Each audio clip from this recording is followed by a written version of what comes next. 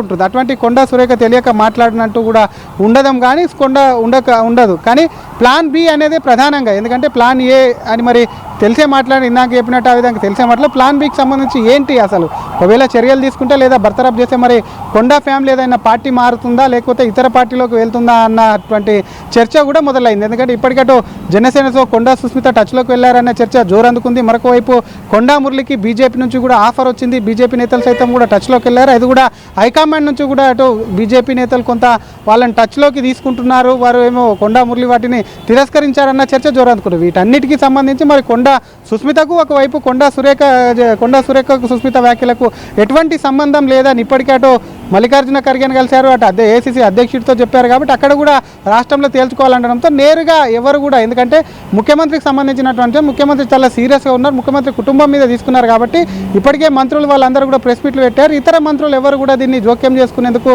Senior నేతలు సైతం కూడా కొంత వెనుకాడుతున్నారు. కానీ బట్టి వద్దకు, ఎందుకంటే మిగతా మంత్రులు సైతం కూడా శ్రీధర్ బాబు అటు ఉత్తమ్ కుమార్ రెడ్డి ఇక్కడ ఉన్నారు, వాళ్ళు క్యాబినెట్ సబ్ కమిటీకి వచ్చినప్పటికీ కొండా మురళి ఇక్కడ ఉండడంతో అంశం సైతం కూడా ఏకాంతంగా, ఎందుకంటే అటు బట్టితో కూడా అటు కొండా మురళి ఏకాంతంగా మాట్లాడినట్టు సమాచారం, అక్కడ వచ్చినటువంటి మంత్రులను సైతం పలకరించినట్టు సమాచారం. వెంటనే అక్కడ సరైనటువంటి ఆన్సర్ లేకపోవడంతో కూడా కొండా మురళి వెంటనే తిరిగి వెళ్ళారు. మరి ఏ విధంగా స్టెప్ ముందుకేస్తారు, ఎందుకంటే ప్లాన్ ఏ అయిపోయిందని చెప్పి ఆయనే చెప్తున్నారు, ప్లాన్ బి ఉందంటున్నారు. కేవలం మరి కుమార్తెనే ప్లాన్ బి యాక్షన్ ప్లాన్ అనేది మొదలు పెడుతుందా, లేకపోతే యాక్షన్లో భాగంగా కుటుంబం మొత్తం ప్లాన్ బి మీద వెళ్తుందా? ప్లాన్ బి అంటే పార్టీ మార్పా, లేకపోతే పార్టీకి వ్యతిరేకంగా మాట్లాడడం కంటిన్యూ చేయడం అనేది కూడా పార్టీ తీసుకునేటువంటి చర్యల్ని బట్టి ఉంటుందనే చర్చ కూడా జోరందుకుంది. నందు అంటే కుమార్తె చేసిన కామెంట్స్కి మాకు సంబంధం లేదు అని మురళి చెప్తున్నారు చాలా క్లియర్గా. కొండా సురేఖ కూడా ఇదే మాట చెప్తున్నారు. తనకు 35 ఏళ్ళు వచ్చాయి, తనకు తెలిసి ఏం మాట్లాడాలో ఏం మాట్లాడకూడదు, తన పిల్లలకే 15 ఏళ్ళ వయసు ఉంది కదా, సో మేమెందుకు గైడ్ చేస్తాం, మాకేం పని అని చెప్పి పూర్తిగా ఆ కామెంట్స్ నుంచి డిటాచ్ అయ్యే ప్రయత్నం చేస్తున్నారు. అంటే రాజకీయంగా ఎవరి ఎజెండా వాళ్ళదే అని చెప్పే ప్రయత్నం ఇక్కడ మనకు కనపడుతుంది. కానీ పార్టీ మాత్రం గతంలో కూడా కొండా సురేఖ కొండా ఫ్యామిలీతో కొన్ని సమస్యలు ఉన్నప్పటికీ కూడా చర్యల దాకా పోలా. కానీ ఇప్పుడే కొండా సుస్మిత కామెంట్స్ తర్వాత మాత్రమే పార్టీ ఇంత స్థాయిలో చర్యలకు సంసిద్ధమైంది. అంటే కొండా ఫ్యామిలీ ఆ కామెంట్స్తో డిటాచ్ అయ్యే ప్రయత్నం చేస్తున్నా పార్టీ మాత్రం అదే కామెంట్స్ని బేస్ చేసుకొని ఇప్పుడు ఇంత సీరియస్గా రియాక్ట్ అవుతుంది అనేది అర్థమవుతుంది కదా. సో కొండా మురళి చేసిన ఈ ప్లాన్ బి అనేదాన్ని మీరు చెప్పినట్లుగా మనం సపరేట్ చేసి చూడగలుగుతామా? అంటే కొండా ఫ్యామిలీ సుస్మితకి మాత్రమే ప్లాన్ బి ఉంది అని చెప్పే ప్రయత్నం ఇది జస్ట్ ఫర్ టైం బీయింగా, లేకపోతే ఇంటర్నల్గా ఇంకేమైనా ప్లాన్స్ ఉండడానికి అవకాశం ఎంతవరకు ఉంది? ఖచ్చితంగా నందు ఇంటర్నల్ ప్లాన్స్ ఉంటాయి. ఎందుకంటే కొండా సురేఖ మొన్న చూసాం, ఈ ఇష్యూ జరిగిన అనంతరం కూడా కొండా సురేఖ ఇంట్లో శ్రావణ అటు వరలక్ష్మి వ్రతం కూడా జరిగింది. అక్కడ కూడా పూజలో కొండా సుస్మిత కూడా ఉన్నారు. Susmitha Konda Surekha at a time బాల్కనీలోకి వచ్చేసి అయితే ముఖ్యమంత్రి వచ్చాక మాట్లాడతామని చెప్పి ఇద్దరే అక్కడే ఉన్నారు, ఒకే బాల్కనీ నుంచి చెప్పారు. కాబట్టి కుటుంబాలు వేరు కాదు, ఎందుకంటే ఉన్నటువంటి కొండా సురేఖకు కూడా ఉన్నటువంటి పుత్రిక ఒక్కరే కాబట్టి ఆమెకు సంబంధించిన విషయంలో పూర్తి స్థాయిలో రాజకీయ వారసురాలు కూడా తనే ఉంటుంది. వారికి సంబంధించి గతంలో పరకాల నియోజకవర్గం కొండా ఫ్యామిలీకి ఉండేది కాబట్టి అక్కడి నుంచే కూడా తన వారసురాలిగా కూడా కొండా సురేఖను తీసుకురావాలని చెప్పి కూడా క్లియర్గా కొండా సుస్మితను కూడా తీసుకురావాలన్నది కూడా క్లియర్ కట్గా కొండా సురేఖ కుటుంబం కూడా భావించిందని క్లియర్ కట్గా అర్థమవుతుంది. కానీ కొండా సుస్మిత చేసినటువంటి వ్యాఖ్యలకు తమకు ఎటువంటి సంబంధం లేదు అని చెప్పి గతంలో ఎప్పుడైతే అటు క్రమశిక్షణ కమిషన్ నోటీస్ ఇచ్చిందో ఆ నోటీసులకు వివరణ ఇస్తూ కూడా కొండా సురేఖ తిరిగి సమాధానం పంపింది. తన కూతురు చేసినటువంటి వ్యాఖ్యలకు తనకు సంబంధం, తనను నిందించడం సరికాదు అంటూ చేసినటువంటి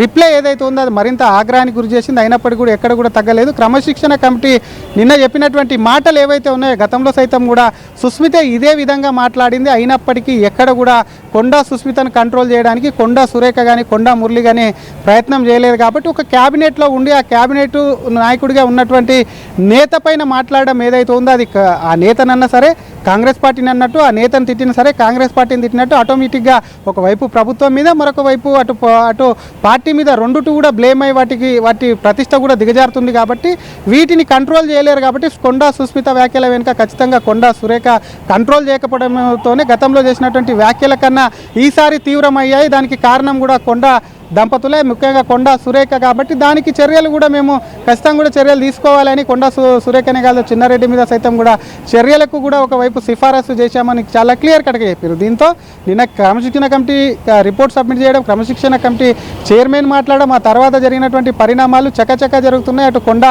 సైలెంట్ ఉందనుకో నిన్న కార్యక్రమంలో పాల్గొంది, వరంగల్లోనే ఉంది. కానీ తీరా చూస్తే ఇక్కడికి వచ్చి కొండా మురళి ఉదయమే ఇటు బట్టితో భేటీకి వచ్చారు. గతంలో సయోధ్య బట్టి కుదిరిచ్చారు. బట్టికి సంబంధించి కూడా ఈ ఇష్యూ జరిగినప్పటి నుంచి కొంత ఫోన్లో అటు బట్టితో అపాయింట్మెంట్ కోరారు. అయినప్పటికీ దూరంగా ఉన్నారన్న వార్తలు కూడా పెద్ద వచ్చారు. కానీ ఈరోజు తీరా చూస్తే కొండా మురళి బట్టితో భేటీ అయ్యడం, సరైనటువంటి సమాధానం రాకపోవడం చూస్తే మరి ముఖ్యమంత్రికి సంబంధించిన అంశం ముఖ్యమంత్రి సీరియస్గా తీసుకున్నారు. ఏఐసీసీ సైతం కూడా రాష్ట్రంలోనే తేల్చుకోవాలని కొంత సీరియస్గా చెప్పింది. కాబట్టి మరి అటు పరిణామాలు తీవ్రమవుతున్నాయి. కాబట్టి ఇటు నుంచి పార్టీలోకి మరొకసారి కొండా సురేఖకు కొండా సుస్మితకు సంబంధం లేదని చెప్పేటువంటి ప్రయత్నంలో భాగంగా ఇక్కడికి వచ్చారు. అయినప్పటికీ కూడా సరైనటువంటి భరోసా బట్టి నుంచి లభించకపోవడంతో కూడా కొండా మురళి నిరాశతోనే వెనక్కి తిరిగారన్న చర్చ కూడా కాంగ్రెస్లో జోరందుకుంది. నందిని ఏది మరి, ఎందుకంటే ఇందాక చెప్పుకున్నట్టు ప్లాన్ ఏ ప్లాన్ బి అంటున్నారు. కాబట్టి ప్లాన్ బిలో భాగంగా మరి పార్టీ మారుతారా, పార్టీలోనే ఉంటూ మరి అటు ముఖ్యమంత్రిని టార్గెట్ చేసుకుంటూ ప్రభుత్వ వైఫల్యాన్ని టార్గెట్ చేసుకుంటూ ఒకవేళ బర్తరఫ్ అయినా పార్టీ నుంచి సస్పెండ్ చేసినా ఆ విధంగా కామెంట్ చేద్దామని చెప్పి వాళ్ళు కూడా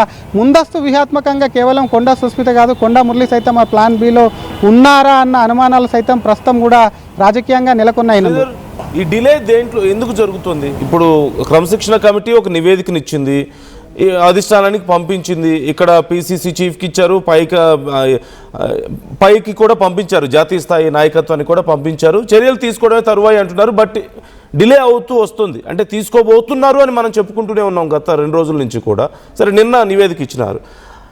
డిలేకి కారణం ఇంటర్నల్గా ఇప్పుడు ఒకవేళ బీసీ నాయకురాలని ఇలా తప్పిస్తే జరగబోయే నష్టాన్ని ముందుగానే కవర్ చేసుకోవడానికి మరొక అస్త్రాన్ని రెడీ చేసుకోవడం కోసం, లైక్ విజయశాంతి పేరో ఇంకొకరి పేరో బయటికి రావడం, ఇలాంటివన్నీ చూస్తుంటే ఇందుకోసం డిలే అవుతుందా, లేకపోతే ఇంకేదైనా సెకండ్ థాట్ ఉండడానికి అవకాశం ఉందా ఈ భేటీల తర్వాత?